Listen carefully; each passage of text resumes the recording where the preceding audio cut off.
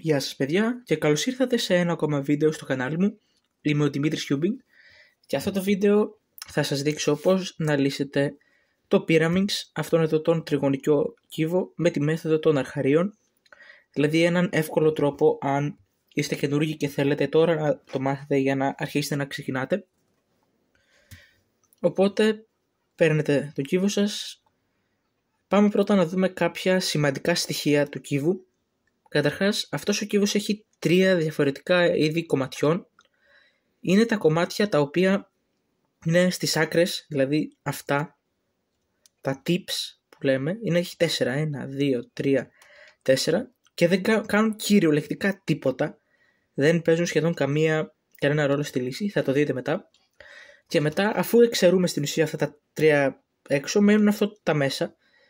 Και είναι και εδώ άλλων 2 ειδών. Είναι τα κομμάτια που ακουμπάνε έξω, όπως αυτά εδώ, και έχουν 2 χρώματα όπως βλέπετε. Αυτά είναι οι ακμές ή edges στα αγγλικά. Και είναι και τα υπόλοιπα κομμάτια, δηλαδή αυτό είναι edge, αυτό και αυτό.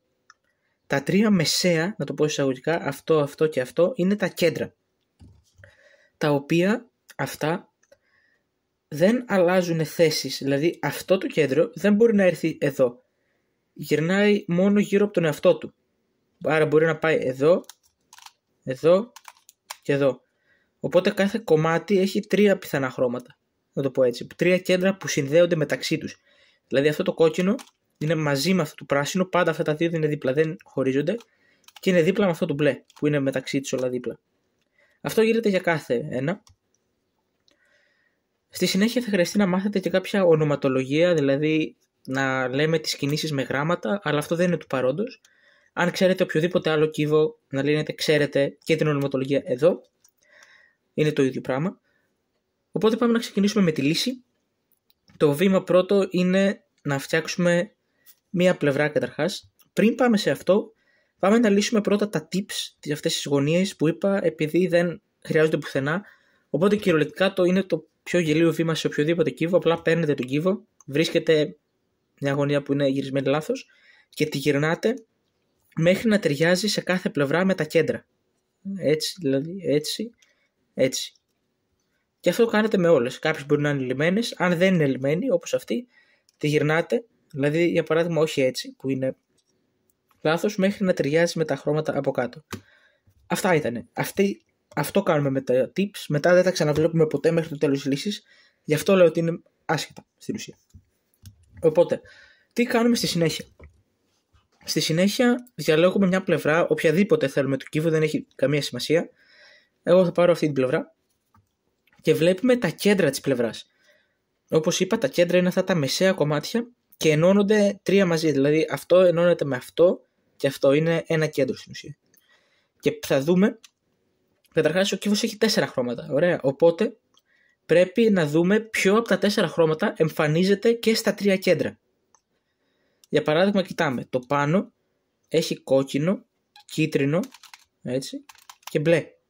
Εδώ έχουμε κίτρινο, μπλε και πράσινο. Εδώ έχουμε κόκκινο, μπλε και πράσινο.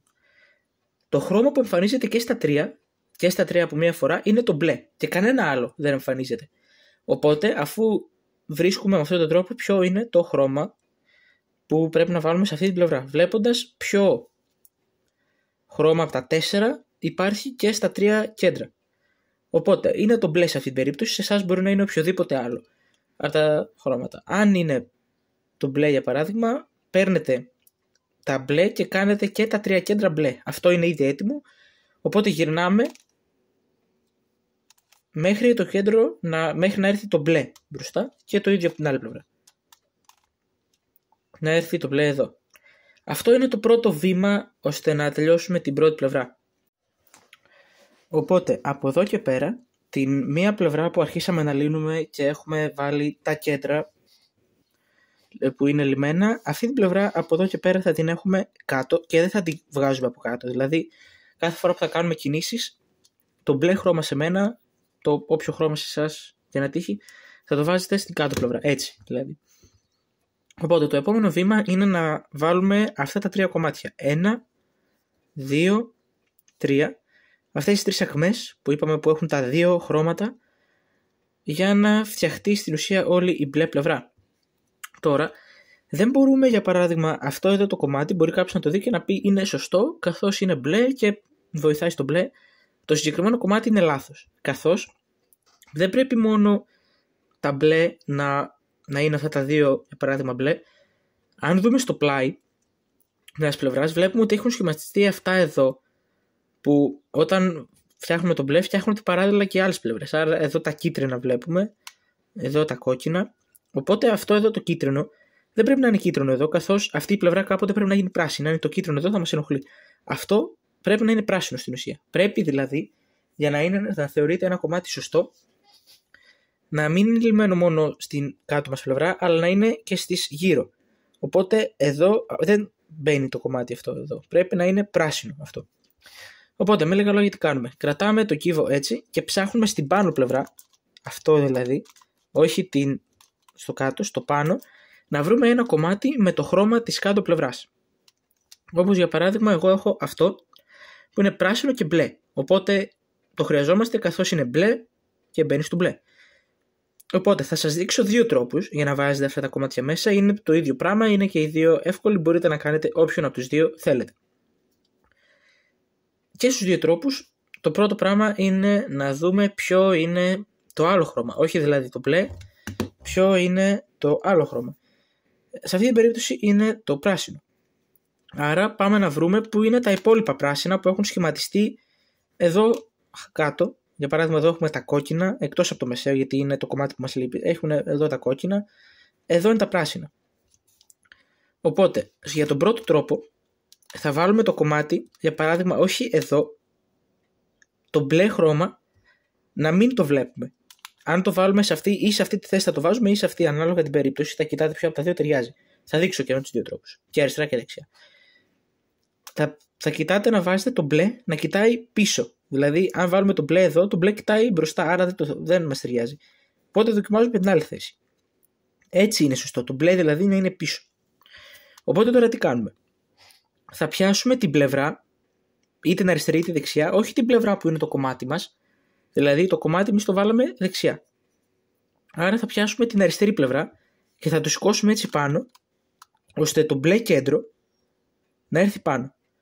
Μετά θα πάρουμε το κομμάτι, γυρνώντας στην πάνω πλευρά, θα πάρουμε το κομμάτι για να ταιριάξει το μπλε με το μπλε του κέντρου και μετά θα ξαναφτιάξουμε το κέντρο. Και τώρα αν δούμε, αυτό έχει μπει στη θέση του. Αυτή είναι η διαδικασία που κάνουμε και μετά. Πάμε για παράδειγμα να βρούμε άλλο κομμάτι στην πάνω πλευρά με μπλε. Έχουμε αυτό εδώ που είναι μπλε και κίτρινο. Άρα βλέπουμε το κίτρινο είναι το δεύτερο χρώμα και τα υπόλοιπα κίτρινα είναι εδώ. Και αυτή τη φορά έχουμε τη δεξιά περίπτωση. Οπότε που πρέπει να μπει στα δεξιά, όχι έτσι, γιατί δεν πρέπει να μας κοιτάει το μπλε, πρέπει το χρώμα μας να είναι πίσω. Και κάνουμε πάλι το ίδιο. Σηκώνουμε το μπλε, βάζουμε αυτό από πάνω και το κατεβάζουμε για να μπει. Πάμε τώρα και στο τελευταίο κομμάτι που μας μένει και βλέπουμε είναι εδώ το κομμάτι μας, μπλε και το άλλο χρώμα είναι το κόκκινο. Τα κόκκινα είναι εδώ, άρα πρέπει να μπει σε αυτήν εδώ τη θέση. Τώρα έχουμε την άλλη περίπτωση. Το μπλε, αν το βάλουμε δεξιά, κοιτάει εμάς. Άρα αυτή τη φορά πρέπει να μπει αριστερά για να μην μας κοιτάει. Οπότε στην ουσία είναι οι ίδιες κινήσεις πάλι, απλά από την άλλη πλευρά. Δηλαδή, σηκώνουμε αυτή τη φορά το δεξί κέντρο. Είπαμε το αντίθετο κέντρο από αυτό που βάλαμε. Βάλαμε από αριστερά, άρα σηκώνουμε το δεξί. Φέρνουμε το κομμάτι πάνω από το κέντρο και το βάζουμε μέσα. Αυτό ήτανε. Πάμε θα σας δείξω και άλλο έναν τρόπο, ώστε να το κάνετε αν θέλετε. Οπότε ο άλλος τρόπος είναι, μόλις βρίσκετε ένα κομμάτι, θα το βάζετε με τον άλλον τρόπο. Όχι το μπλε να κοιτάει πίσω, το μπλε να κοιτάει μπροστά. Έτσι. Δεν μας βολεύει δηλαδή εδώ. Και θα κάνουμε τις κινήσεις, θα κάνουμε κάτω, πάνω, για να το θυμάστε. Και θα ξεκινήσουμε πάντα με το χρώμα, με την πλευρά που είναι το χρώμα μας. Δηλαδή είναι δεξιά, άρα ξεκινάμε το δεξιά. Άρα θα κάνουμε κάτω τη δεξιά, κάτω την αριστερά. Πάνω τη δεξιά, πάνω την αριστερά. Και υπάρχει και η πιθανότητα να μας βγει άλλη περίπτωση, όπου για να βάλουμε το μπλε μπροστά, μπαίνει εδώ μπροστά και είναι από αριστερά. Άρα ξεκινάμε με το αριστερό. Άρα το αριστερά κάτω, το δεξί κάτω. Το αριστερό πάνω, το δεξί πάνω. Και με αυτόν τον τρόπο φτιάχνουμε την μία μας πλευρά και μας μένει μόνο ένα βήμα να φτιάξουμε αυτό για να ολοκληρώσουμε τον κύβο. Το πρώτο βήμα που πρέπει να κάνουμε είναι να φτιάξουμε και το άλλο κέντρο που μένει. Καθώς αν έχουμε έτσι τον κύβο, έχουμε τη μια πλευρά λυμμένη και σε όλες τις άλλες πλευρές έχουμε πάντα δύο κέντρα λυμμένα και ένα πάνω που δεν είναι.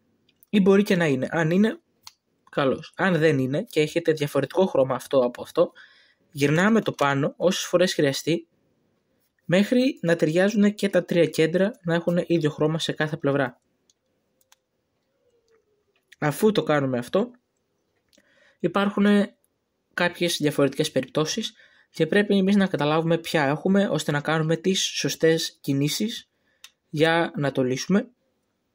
Οπότε εγώ θα σας δείξω την ονοματολογία που λέμε στον κύβο, αλλά θεωρητικά δεν τη χρειάζεστε για να λύσετε τον κύβο, αλλά αν θέλετε να τη μάθετε, αν θέλετε δηλαδή να συνεχίσετε και να μάθετε και άλλες τεχνικές, τότε θα το χρησιμοποιήσετε αρκετά. Οπότε εγώ θα το δείξω στα γρήγορα. Σε κάθε κύβο, ή βασικά σχεδόν σε όλους, ο Pyraminx είναι μέσα σε αυτούς, χρησιμοποιούμε αγγλικά γράμματα για τις κινήσεις. Για παράδειγμα, για να συμβολήσουμε την δεξιά κίνηση, αυτό, χρησιμοποιούμε το αγγλικό γράμμα R. Επειδή το δεξιά στα αγγλικά είναι right. Το πρώτο γράμμα είναι το R, άρα λέμε R. Και για κάθε κίνηση, αν θέλουμε να κουνήσουμε την πλευρά με την πλευρά του ρολογιού, λέμε το γράμμα, λέμε R. Αν θέλουμε να το γυρίσουμε αντίθετα με τη φορά του ρολογιού, λέμε R prime. Και συμβολίζεται με το R και την οξεία από δίπλα. Οπότε, το ρολόι κουνιέται έτσι. Άρα, αυτό είναι το R, αυτό είναι το R prime. Και αντίστοιχα έχουμε για την πάνω πλευρά, από το up, έχουμε το U. Άρα, U prime, L prime, από το left και B prime, από το back. Οπότε πάμε να δούμε τώρα πίσω στις περιπτώσεις. Η μία περίπτωση, η πρώτη είναι αυτό, όπου από τα τρεις ακμές στην πάνω πλευρά, η μία είναι λυμμένη, όπως βλέπουμε, και οι άλλες δύο πρέπει να γυρίσουν αντίθετα. Αν έχουμε αυτή την περίπτωση, βάζουμε στο πίσω μέρος αυτή την ακμή που είναι λυμμένη και φυσικά κάτω την λυμμένη πλευρά, ώστε μπροστά να έχουμε τα δύο που είναι λάθος, έτσι. Και κάνουμε τον εξής αλγόριθμο.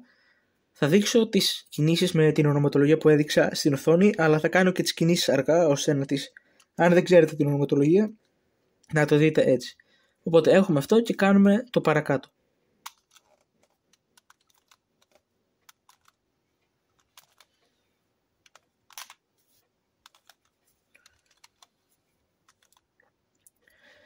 Αυτή ήταν η πρώτη περίπτωση και ο κύβος μας έχει λυθεί.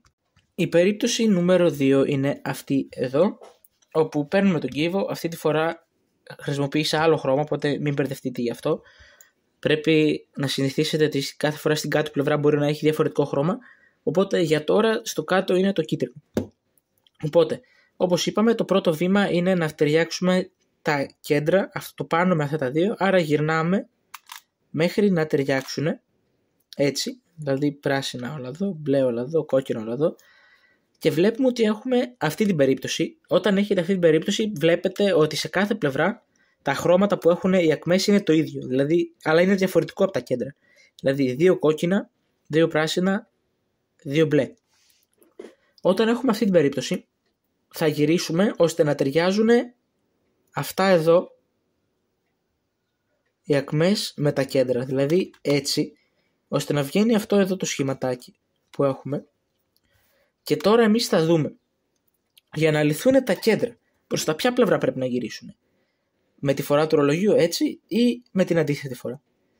Σε συγκεκριμένη περίπτωση, με την αντίθετη φορά, αφού το μπλε πρέπει να έρθει εδώ, το κόκκινο εδώ και το πράσινο εδώ. Άρα αντίθετα. Οπότε τι θα κάνουμε.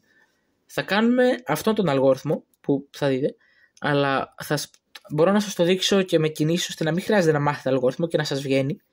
Οπότε στην ουσία τι κάνουμε? Θα γυρνάμε τη δεξιά πλευρά πάνω, μια φορά προς τα πάνω, μια φορά προς τα κάτω και ανάμεσα θα κουνάμε την πάνω πλευρά προς τη φορά που είπαμε ότι πρέπει να πάει τα κέντρα. Δηλαδή το μπλε πρέπει να έρθουμε εδώ, άρα θα κάνουμε αυτή την κίνηση. Αν έπρεπε να πάει το αντίθετο θα κάναμε αυτό. Άρα κάνουμε το δεξί πάνω και αυτό κατά εκεί. Κάτω προς τα δεξιά την πάνω. Και μετά ξανά το ίδιο. Πάνω αυτό δεξιά, κάτω αυτό και αυτό προς τα δεξιά. Και λύνεται. Υπάρχει βέβαια και η αντίθετη περίπτωση, η οποία, να δούμε και αυτή, ταιριάζουμε τα κέντρα, να ταιριάζουν και βλέπουμε ότι έχουμε το σχήμα που οι ακμές έχουν ίδιο χρώμα. Άρα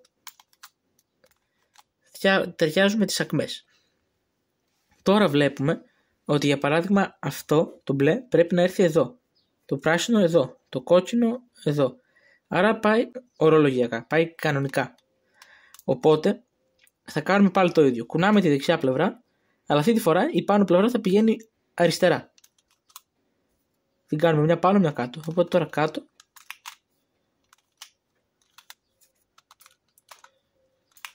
Και αυτή ήταν η δεύτερη περίπτωση και οι δύο υποκατηγορίες της.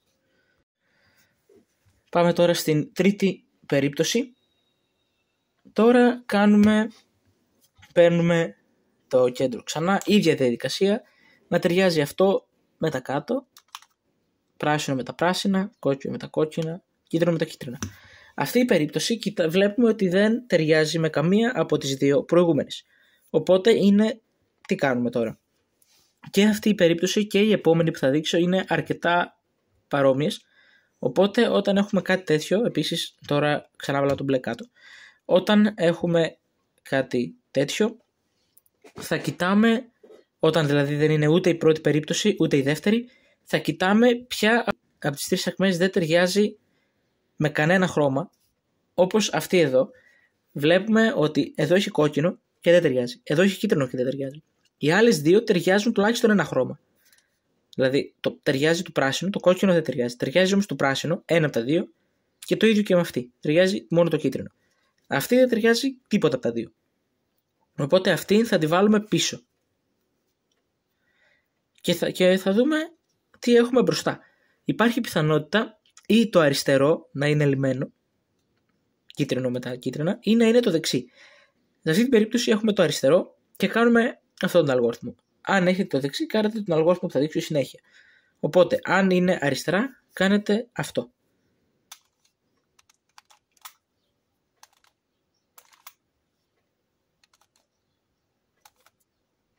Για να ξαναλυθεί. Πάμε τώρα και στην άλλη περίπτωση, όπου ξανά, αφού λύνουμε τη μια πλευρά, παίρνουμε τον κύβο και γυρνάμε ώστε τα κέντρα να ταιριάζουν με τα άλλα από κάτω, όπως εδώ. Δεν είναι ούτε η πρώτη περίπτωση ούτε η δεύτερη, οπότε κάνουμε αυτό που είπαμε, βρίσκουμε ποιο κομμάτι, ποια ακμή από τις τρεις δεν έχει κανένα από τα δύο χρώματα σωστά. Αυτή για παράδειγμα έχει ένα, αυτή έχει το κόκκινο ένα, αυτή δεν έχει κανένα από τα δύο να ταιριάζουν. Οπότε αυτή είναι η ακμή μας και τη βάζουμε πίσω. Και τώρα κοιτάμε. Αυτή τη φορά βλέπουμε ότι η λυμμένη ακμή είναι από δεξιά. Πριν ήταν εδώ, από αριστερά και κάναμε το προηγούμενο. Τώρα είναι από δεξιά. Αν είναι από δεξιά θα κάνετε τον εξής αλγόριθμο.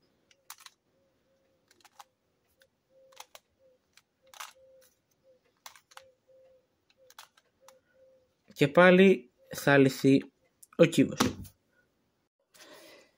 Σας ευχαριστώ πολύ που παρακολουθήσατε αυτό το βίντεο. Εύχομαι να μάθετε κάτι από αυτό. Αν έχετε οποιαδήποτε ερώτηση, πείτε τη στα σχόλια και θα χαρώ να σας απαντήσω. Αυτό ήταν το βίντεο μου για τους αρχάριους και για το αν θέλετε να μάθετε να λύνετε τον κύβο σε αρχική φάση. Οπότε αυτό το βίντεο είναι υπεραρκετό για να σας κάνει να το λύσετε. Σε περίπτωση που θέλετε να βελτιωθείτε, θα βάλω ένα βίντεο στην περιγραφή, το οποίο δεν το έχω κάνει αυτή τη στιγμή, αλλά σκοπεύω να κάνω ένα βίντεο με το που θα δείχνω μια πιο advanced, μια πιο περίπλοκη τεχνική στον Pyraminx, για να βελτιώσετε τους χρόνους σας. Σε περίπτωση που σας ενδιαφέρει μπορείτε να δείτε αυτό. Σας ευχαριστώ πολύ για την προσοχή σας και θα σας δω στο επόμενο βίντεο. Γεια σας.